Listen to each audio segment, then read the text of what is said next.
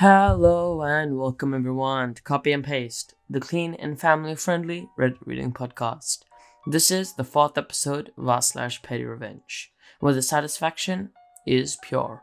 Please don't forget to leave a comment or send me an audio message if you want to recommend another subreddit. And don't forget the usernames for all posts will be in the description, as always. Thank you for joining me. Okay, let's get started. Our first post is made by user/misplaced-texan. Yesterday, my kids, 6, 4, and 2, were being terrible, mainly because they were stuck inside all day, screaming, fighting, and generally not pleasant to be around. I tried to distract them with games, puzzles, and coloring, but nothing seemed to get them out of their bad moods. By dinner time, I was ready to snap. While trying to hide in the kitchen to cool down, I saw my revenge staring at me. I knew I had to act fast, because a parent only gets 30 seconds apiece a day. So I drank their last Capri-Sun. Our second post is made by user/DarthRaxius. So this happened about 3 years ago. I had recently graduated college, but hadn't been able to find a job in my field, engineering. So I started looking for another job in the meantime to pay my bills. I get hired by a machine shop as a CNC machine operator. I was working there for about a month when the foreman decides he needs to teach me a lesson about punctuality. I admit, I was late more than I should have been, maybe once a week. But it was almost always by less than a minute, and the latest I've been was 2 minutes.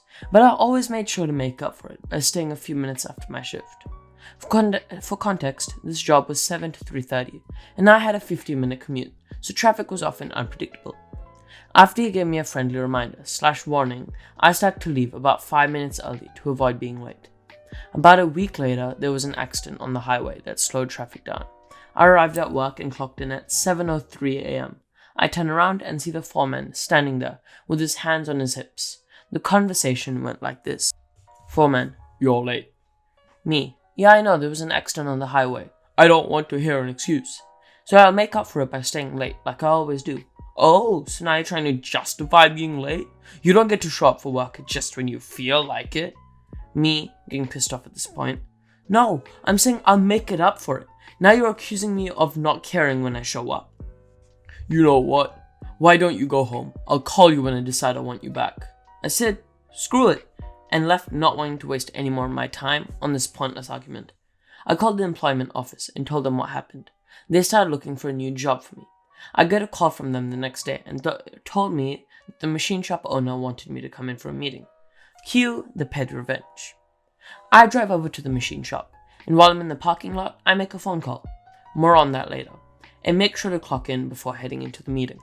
As soon as I sit down, the owner's phone rings, and he ignores the call. Turns out, this was less of a meeting and more of a chance for the foreman to lecture me about diligence, punctuality, and respect. I get the feeling he was some ex-military CO. If you expect to get anywhere in life, you must have respect for your superiors.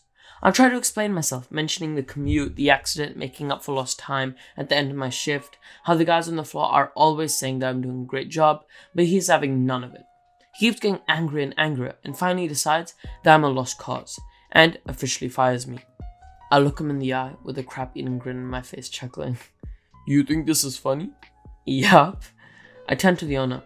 You got a phone call from my temp agency earlier, didn't you? Why don't you play the message they left? Temp lady. Hi Bill, this is Carol from Employment Solutions. I just received a call from DarthRaxius saying that he isn't interested in working for a company anymore. If you could send me over the rest of his time cards, we'll start looking for a new machine operator for you. They both look at me dumbfounded.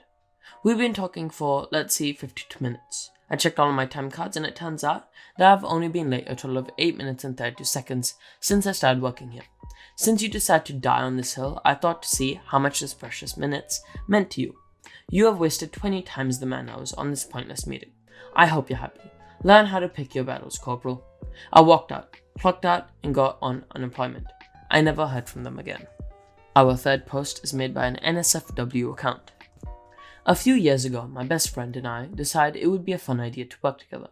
I applied at the grocery store she worked at, and even was willing to drive the 40 minutes it takes to get there. And then I was accepted. First few weeks went great. Then one day she started ignoring me in our station, refusing to even look at me whenever I spoke to her occasionally, and it really confused me. When I asked her about it, she snapped and told me, just leave her alone. I didn't get it. Was I being annoying?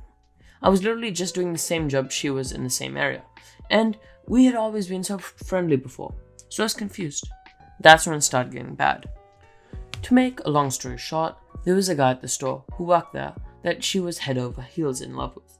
And when I became friends with him, because we worked like 10 feet away from each other, mind you, I was dating somebody at this time, she went ape crap bananas, insisting constantly that I was copying her, trying to steal a job and trying to steal her man, I guess. I tried to tell her lots of times that I was in no way interested, but she decided to up the stakes. There was a logbook we were both supposed to write our progress in for the day, so the managers could look at it after closing. She began writing horrible things about me, or mean and snide comments towards me in that book, then whiting them out so I wouldn't see them. But because I was in pen, I could read it through the back of the page. Final straw. I noticed a few months before I put in my 2 weeks that she was writing her name on cardboard advertising cutouts that were placed in the back, or the break room for storage. If they were going to be thrown out, she'd write her name on it, and a message that said, "Give to, quote-unquote, her name, do not throw away." When I saw some of these sitting in the back, I used my break one day to carry a really big one all the way to the baler that crushes cardboard in the back of the warehouse, and made it into a cardboard brick with a lot of other trash.